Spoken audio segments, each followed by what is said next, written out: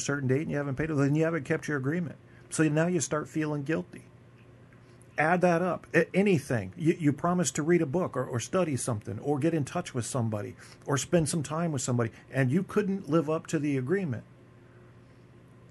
So now you're feeling guilty. Now that's just one thing that can start to lay layers of guilt on your subconscious and your conscious. And when that starts building up, that becomes a monster force. Guilt working on you. Things you owe, things you are hated for or disliked for, that you did in the past, or you maybe somebody just thought you did or thinks you do now, whether it's true or not, doesn't matter. These things start to pile up on a human. And there comes a point where it's near time to break. And it is at that point where you have to make some decisions. You're either going to do it, you're going to jump off the bridge, or you're going to get your hands on the shotgun, or you're going to swallow the bottle of pills, or you're going to go wrestle with the alligator after you put on a pair of handcuffs. It makes it simpler. No DNA and alligator shit. By the way, Evil Show tonight at 1 a.m. Yeah, I'm advertising. Why not? You know, you won't be there if you kill yourself. I know that. But the show's still going to go on. This Earth's going to go on without you. The world's going to go on without you. You've got a very tiny speck of time on this planet, so you might as well just hang out and enjoy the show. And speaking of that, let's get back to this. People who will also do that. Establish a network of people in your life that you can count on, that will be there for you when you need them, and you be there for them. Leave the flakes alone, people that are seriously not serious. And if you're surrounded by flakes, that tells you who you are. Here's something else. 3 P's to have in your life. In working on your dream and doing your life work, you must be patient, persistent, and positive no matter what. Be positive no matter what, because when you are negative, ladies and gentlemen, you're sending out negative energy and you're blocking your good. So don't send out any negative energy. Don't take it personal. See, a lot of people have an idea or a dream and they give up on it. No, don't do that. Work your dream until it gets hot. See, most things don't happen as soon as we think they should happen. The messenger of misery might drop in on you and say hello. Murphy's Law might come by and thump you on the head. Any number of things can happen to interrupt your flow. It's okay. Don't take it personal. Just acknowledge what's going on. It's called life. And keep on working on your dream. Continue to keep on knocking, because this is your life. This is what you love. This is your passion. Step back. Don't judge it. If you judge it, judge not yet unless ye be judged. Why? Because when you judge it, you invest emotion in it, and that emotion could be anger, and guess what? That hurts you. That doesn't hurt anybody else. So what do you want to take yourself out early for by internalizing things? Shakespeare said, nothing is neither good nor bad, but thinking makes it so. So judge not according to appearances, but right judgment, and feel that everything is going to work out for you because you're patient, you're persistent, and you're going to be positive no matter what. Don't allow other things or people or circumstances to determine what your reaction is going to be. So don't allow people to determine how you are going to respond to them or circumstances. Learn to look at it. Look at your life right now. If you want to keep on getting what you're getting, keep on doing what you're doing. You've got to be willing to change your ways. Your life is working. If you don't like what you have produced, you're a director, you are the star, you wrote this script. You produced this, whatever it is. If it's a hit, you produced it. If it's a flop, you produced it. Take ownership of it and decide to go back to the drawing board and rewrite the script that you are the star of. You have the power to do that. On this day, you can declare that I'm going to change. As you look back on your life, you can decide that I don't like what I produced here, and I want higher ground. I want to begin to experience more love. I want to have more adventure in my life. I want something that gives my life a sense of meaning. I believe, ladies and gentlemen, if we can accept the possibility of that this is the decade of consciousness. That's what I believe that this is. The decade of consciousness, if you please. A time where we can begin to create in folks' minds the idea, the possibility that we can create a more humane society, the possibility that we can create more love, communication, and understanding in relationships, the possibility that we can create a drug-free America, the possibility that we can create the kind of respect for diversity and difference in our multicultural society, the possibility that we can begin to develop the mindset to bring out the best in people, to encourage them to achieve their greatness and support them in their dreams, that if we can, in this decade of consciousness, to begin to see and envision that happening, and that we all can play a role, that we were born for such a time as this, that we showed up for this, that we survived 1 out of 9 million sperms, and we've been chosen for this great work. What an exciting time to be alive.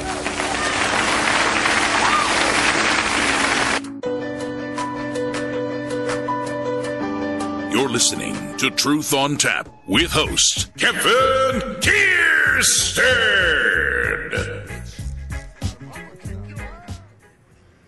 Yeah, you know, poor Les Brown. I gotta put a couple qualifiers in here. First of all, I want to welcome to the chat room. We did have President Todd Morris stop by earlier. We also had a troll who I promptly banned because this isn't the show. I want to hear bullshit in my chat room. And Andrew coming up with that good advice. Oh, here goes Barco.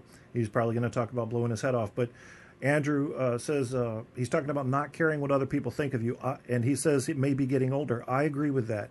Getting older, you know, I'm in my early 40s now, has helped me not give a shit what people think. But I know that's harder if you're in your teens or 20s. It's almost impossible to not care really what other people think about you. It takes an education that only experience can deliver to show you that what other people are saying or thinking about you isn't really that important. What's really important is pleasing the observer inside yourself. And that can be one demanding motherfucker, if I may say so. And I may. What a demanding asshole that person can be. Expectations not met are what create stress and depression and sadness, along with physical, chemical stuff. It can be a lot of causes. Les had to shape his talks and start gearing them. It's weird because he has a religious background, but he didn't want to be religious in his talks. And he also had to start gearing them toward what was paying the bills, which was giving speeches to companies to motivate salespeople. Come on up. Ooh. Okay, hold on one second. I'm going to start this next clip because I got to talk to my lovely lady. And you guys are going to love this one anywhere. It's called I Will Fear No Evil by Les Brown. Many times I'm sure that we've all taken time just to stop and reflect. Many times when we hear what's happening in the news or read the newspapers, where's all of this leading to? What's going on here? And so I think that now more than ever, we must begin to look at what are the things that we can do that would put us on some firm footing in life, that will enable us to do some things and use some powers that we have, that many of us go through life never ever discovering that we have those things going for us. And part of that, I believe, is knowing what it is your life worth. What is it that gives your life a sense of meaning and purpose? Because once you find that, it puts you in your power place. See, if you know what your life work is, I encourage you to start working on it. If you can't do it all at one time, do just a little bit of it. And if you don't know what it is that you showed up to do, if you don't know why you're here, I encourage you to find out what your purpose is here. What is the meaning of your life? What will be different? Have you ever asked yourself that question? I've done that. I remember coming from a friend of mine's funeral, and I was reflecting on how much time I had left. And I went for a walk in a park thinking about this guy whose life was so promising. And I mean, he wasn't an old guy. He was quite young, in fact. And I thought about all of the things that he said he was going to do, and he never got a chance to do those things. And I started thinking about my own life and how much time I had left to do the things that I would like to do. And at that time, I wasn't sure what my life purpose was, what my life's work was. I wasn't sure about it at that time. And I thought about it quite a lot. I had some idea, but I wasn't convinced. That I don't think I felt worthy. I didn't believe that it could be me to do this kind of work that I'm doing right now. And I say to you that if you begin to take a conscious effort to find out what it is that you're supposed to do, I say that it can literally save your life. I said that it can literally save your life. 85% of the American public, according to recent studies, are going to jobs that they hate, working on jobs that do not challenge them. They get sick thinking about going. Because, see, when you go to a job and you already know how far you can go, you can already see that proverbial glass ceiling. See, when you're going someplace and you already know how much you're going to make, you already know how far you can go, you're in a dead-end position. It erodes your self-esteem. It lowers your sense of yourself. It creates an inner turmoil. It creates an emptiness in you. So I say that your life is worth finding what it is that you're supposed to do. And I'm not saying quit your job. I'm saying find it and do just a little bit of it. Just start working at it just a little bit. But do find out what your work is and hold on to it, and don't let your dream go. Don't let it go. See, and here's something else I want you to begin to look at. Why is it that most people don't pursue their dreams or don't do better than what they're doing if they're capable of doing it? I think that many of us don't go the next step because we don't know what to do yet.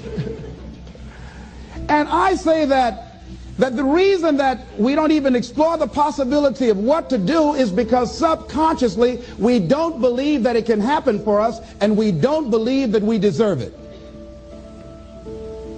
So here's what I'm suggesting. How much time do you spend working on you? How much time do you spend every day working on your dream? In the last 90 days, how many books have you read? In the last year, what new skill or knowledge have you acquired? What kind of investment have you made in you?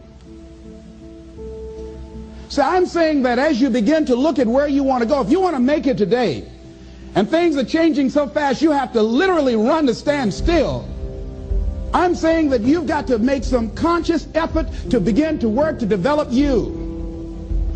Here's something else. Most people are not living their dreams because of fear, ladies and gentlemen. Fear, limited vision, and lack of self-esteem is what keep most people doing things they don't want to do.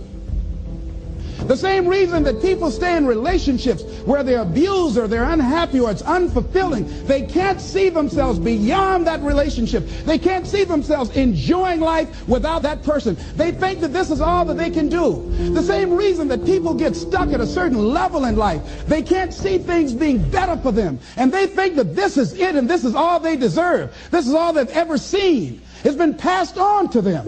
And they think that this is it for them. Oh, no. I was looking what Dr. Blanton, Smiley Blanton, who is a colleague of Dr. Norman Vincent Peale, what he said about fear. He said, fear is the most subtle and destructive of all human diseases. Ladies and gentlemen, fear kills dreams. Fear kills hope. Fear put people in the hospital. Fear can age you. Fear, ladies and gentlemen, can hold you back from doing something that you know within yourself that you're capable of doing, but it will paralyze you. And it seemed like you're in a hypnotic spell. And I ask you a question, what is the benefit? What's the benefit of allowing fear to hold you back? What's the benefit of giving up on yourself? Of not stepping out on life and taking life on? What is the benefit for you? What's the plus in that? It's one of the things I had to ask myself. So I didn't want to make any mistakes. I wanted everybody to like me. I wanted to be perfect the first time I did something. It's not going to happen. You're going to make some mistakes. You're going to hurt some folks' feelings. You're going to create some enemies whenever you decide that you want to begin to take life on. You've got to ask yourself, how long am I going to allow this to hold me back? I like what Zig Ziglar says. He said, fear is false evidence appearing real. That is an illusion that